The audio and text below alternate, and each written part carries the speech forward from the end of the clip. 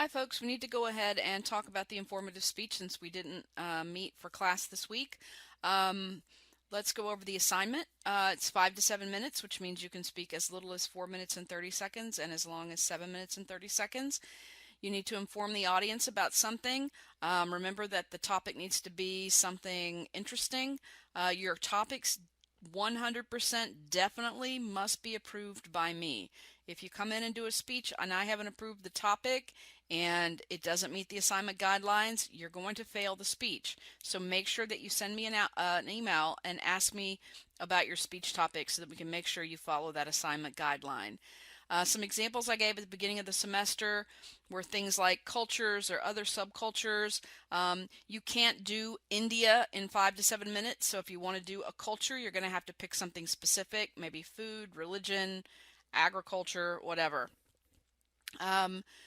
A holiday tradition and the things that we do on that holiday are options. History, superstition, like wedding superstitions, wedding traditions, or traditions associated with anything else. History behind some event, product, artifact. So I've talked about people doing the history of the bra, the bathing suit, um, toothpaste, toothbrush, all those kinds of things are up for grabs. And you could also do specific products like Jelly Bellies, Dr. Pepper, Uncle Ben's rice, things like that that have histories.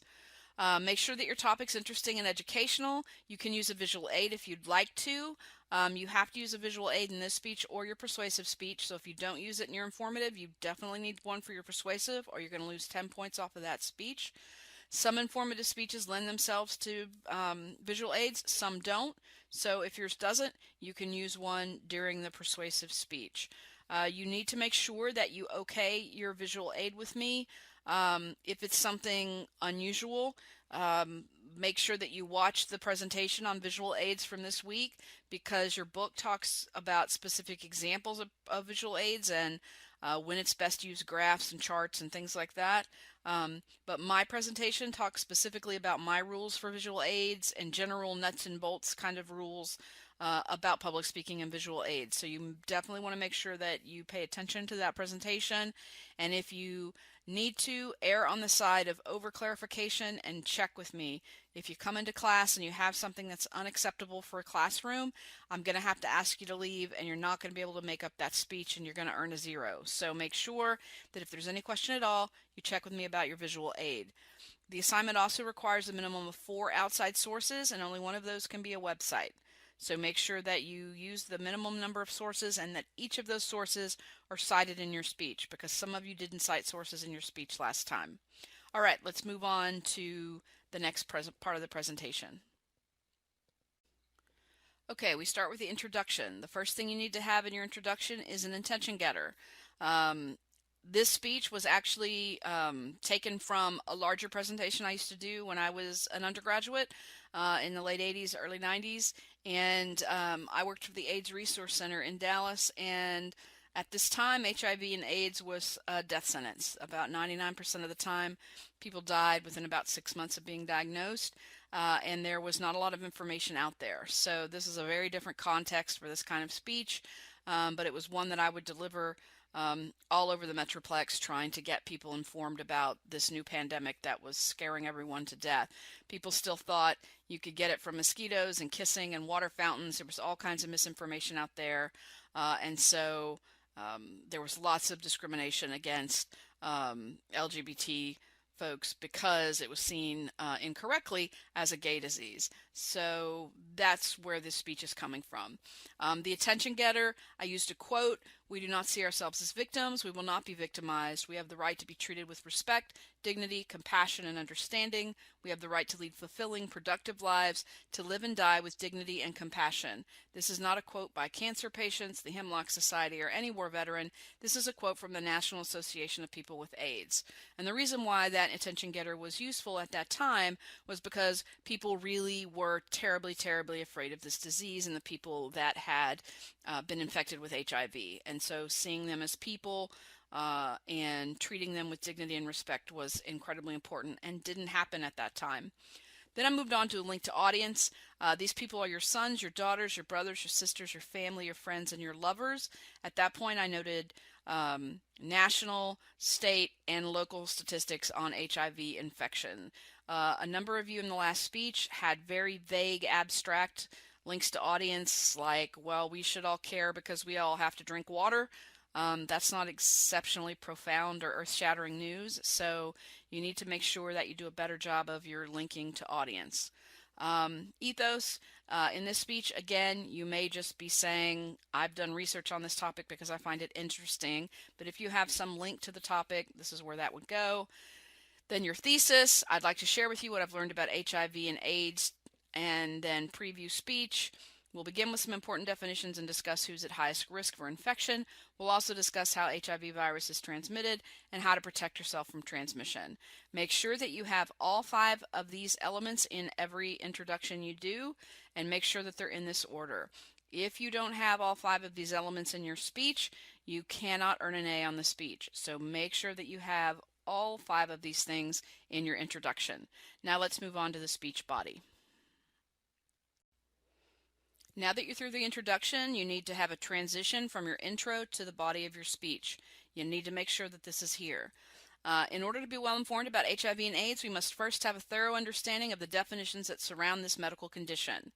That tells you you're moving on to the body of your speech and previews your first main point. What is AIDS? What is HIV? What is AIDS-related complex? Finish talking about those. Now that you have a general understanding of what's involved with AIDS and HIV, let's discuss who's currently most at risk for transmission of this virus. And then I would go into the high-risk groups, which change every year. But you'll notice that transition reviews what I just said and previews what I'm getting ready to say. Then after I discuss the high-risk groups, with an understanding of who's most at risk at hand, at this point you might be asking, how's the virus transmitted? So again, reviews what I just said, previews what I'm getting ready to say. Make sure that you have transitions between all of your main points that review and preview. If you don't have those, you cannot earn an A on this speech. So make sure that you have all those transitions there and that they review what you've just said, preview what you're getting ready to say. You don't want to have them all sound exactly the same. So I don't want to hear, now that I've talked about this, I'm going to talk about this. Now that I've talked about this, I'm going to talk about this. Now that I've talked about this, I'm going to talk about this. It's boring and it's not creative. So make sure that your transitions all sound a little bit different, but that they all review what you've just said and preview what you're getting ready to say. Now let's move to the conclusion. Okay, so now we move into the conclusion, and you know that you need to have a transition from your last main point to your conclusion. That transition should never be "and in conclusion" or "in conclusion." Some of you still did that on your reaction speech. You want to make sure that you don't do that in any more speeches. That's another one of those things that if you do is impossible for you to earn an A on the speech. So make sure you do a transition that doesn't say "in conclusion." So my transition, the information I've given you today could help save your life, so let's go back over the important points I've discussed one more time. You're saying that I'm wrapping up, you're preparing your audience for that ending, but you're not saying "in conclusion." Today I've talked to you about the important aspects of HIV and AIDS, simple restatement of your thesis. Review main points we've talked about, and then you list those main points. Call to action.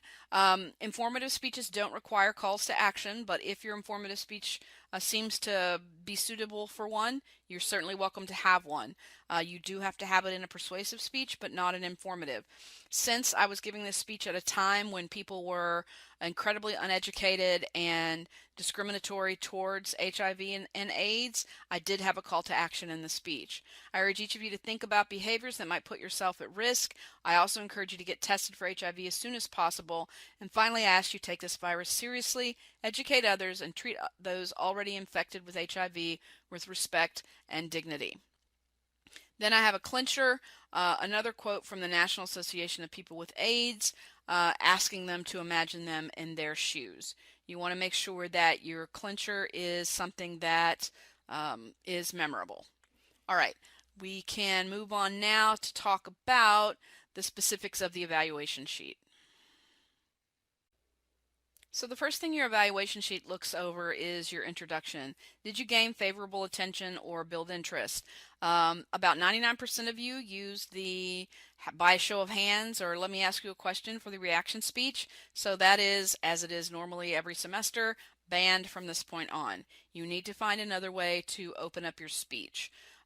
You've got intro material that I discussed in the presentation and was also discussed in your book. So use something else, but do not use any kind of question to begin your speech. Pretty much everybody already did that in the last speech. Then link to audience. Then did you give speaker credibility? Is your thesis clearly stated and is it worded informatively? Sometimes people do pass into persuasion on accident. You want to make sure that you don't say something like, I'm here to convince you that, or I'm here to argue that. I'm here to inform you about. I'm here to teach you about. Something along those lines. Did you preview the body of speech? And then did you have an effective transition to the body of that speech? We'll continue with the next slide. Then we get to the evaluation sheet section on the body of the speech. Is it informative? Like I already said, sometimes people will veer into the land of persuasion. You want to make sure that you don't do that in the speech, that it's purely informative. Are your main points clear? If you're using effective transitions that review and preview, you should have no problem with clear main points. Are your sources cited? Are your supporting materials clear? Does it make sense? Do your supporting materials add to the speech? And did you cite where you got those supporting materials? And is there appropriate use of language, making sure that you stay away from racist, sexist language, that you're clear and you're concise, and that you don't use abstract language. In the language discussion from this week, on that presentation, I talk about things like alliteration and metaphors.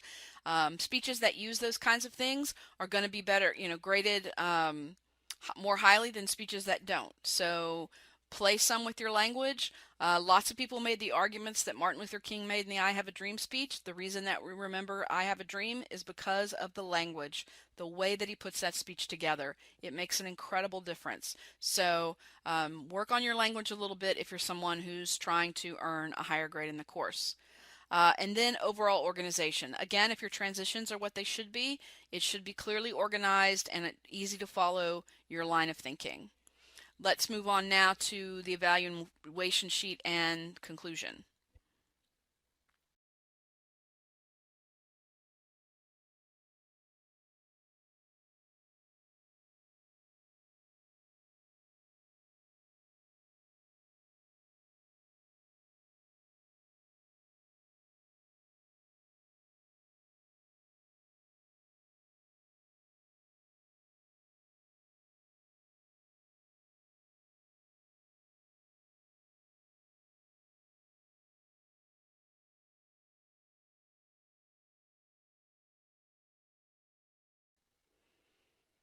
The first overall consideration is delivery. Did you have appropriate body movements? Did you keep your hands out of your pockets? Did you not rock back and forth? Did you make any noise while at the podium with jewelry or banging on the podium, anything like that? And did you use appropriate hand gestures? Also, did you move away from the podium? One of the things that's going to distinguish A's from B's, for example, is that the speaker tried to move away from the lectern. Even if it's just to move away a little bit, tell a story and then move back, just taking a 2 steps away from the podium for part of your speech is real progress. So if you're someone who's trying to earn a higher grade in the course, you want to make sure that at some point in the speech where you feel comfortable not being tied to your outline, you move from outside that podium, talk to us for a little bit, and then move back in. Volume, rate, pitch, pause, articulation, punctuation, I think all that stuff's pretty understandable. Eye contact and extemporaneous delivery. Remember, you should be shooting to look at us about 90% of the time. Most folks aren't close to that at this point, and that's okay. This is a work in progress, but you still got to keep working on it to make it better. Those of you who had on your last evaluation sheet that you read too much, You've got to take care of that. It's gotten to the point now in the class where if that's still happening for the final two speeches, it's really going to hurt your grade. So you want to make sure that you practice the way that I talked about practicing at the beginning of the semester so that you can deliver your speech extemporaneously and that you don't have so much on your outline that you use it as a crutch even if you know your speech. If you have a visual aid, is it clear? Is it concise? Do you present it well? Follow the instructions that I talk about in the presentation from this week, and also look at your book to find out what kinds of visual aids would be best suited for your supporting material. And then overall considerations are things like time limit and did you cite your sources, were they clearly cited, all of that good stuff. So I think that's it for the speech and the speech evaluation. Click on to the next slide for some final thoughts about where we're headed to. All right, so your speaking order is already up. If you go to the informative speech folder, click on speaking order, there you have it. You do have 2 quizzes that were due by the end of class today, so I hope you've gotten those taken care of. The Martin Luther King assignment, I have it scheduled as due by Monday so that you could get it done before spring break starts on Monday, but you are also free to wait and turn that in as late as Monday the 16th. So if you want to work on it over spring break, you can. So I'll extend the deadline for that assignment until Monday the 16th. Then, of course, next week we have a spring break, and then the next class period after spring break is a virtual class period. There is no quiz connected to that class. Then the 19th we meet back for our workshop. I strongly encourage everyone to come in for the workshop and let me look over your outline. And if you don't do that, to come into office hours or to send me your outline over email so that I can help you make changes before you get a grade. And